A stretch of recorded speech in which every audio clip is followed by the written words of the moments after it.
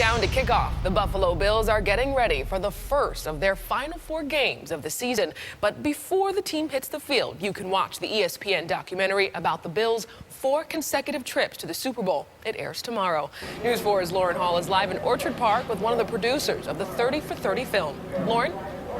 Good morning. That's right. Big Bills game on Sunday afternoon against the Eagles in Philadelphia. But Saturday night, fans will be thinking of the glory days of the Super Bowl years in the 90s. That's because the ESPN film, The Four Falls of Buffalo, premieres nationwide. We have one of the producers who is a hometown fan of the team, grew up in Buffalo, Michelle Girardi-Zumwalt.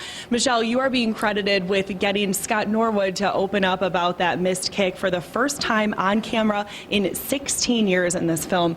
How were those conversations? How did you get him to do that?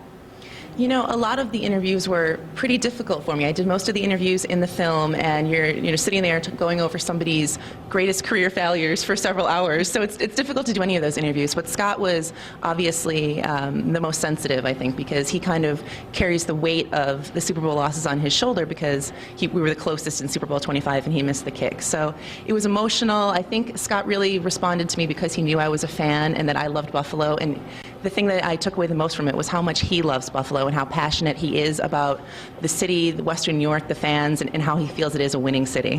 One of the great moments of the film is when he remembers going to City Hall the day after that first Super Bowl loss, and there was 30,000 fans who had gathered in Niagara Square, and he was trying to stay in the background, but something else happened, right?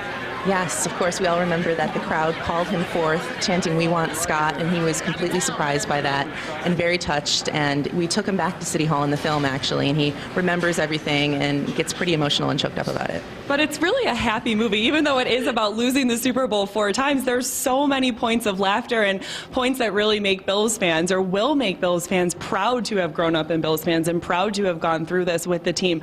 What points made you laugh when you were making the movie and when you saw it for the first time? I love recalling the bickering Bills moments from 1989 and how the guys look back at it now with levity, and we can all laugh about, Jim and Thurman kind of going after each other in the media and the way that they had to do that apology where they stood up in front of, with a road apology. And, I think the moments, not so much that made me laugh, but the moments I loved were the way that we ended it happily. It's a happy ending. Somehow we lose 4 Super Bowls and there's still a happy ending. And also when we're going through Super Bowl 25 and then the kick at the end, there is a moment of levity right after the kick that I think when fans are watching it and they're thinking, I can't look at this, I can't look at this, we kind of bring you back down, which I think is great. Well, you did a fantastic job. I was lucky enough to see it at the premiere on Wednesday night, and I was in awe. I can't wait to watch it again on Saturday.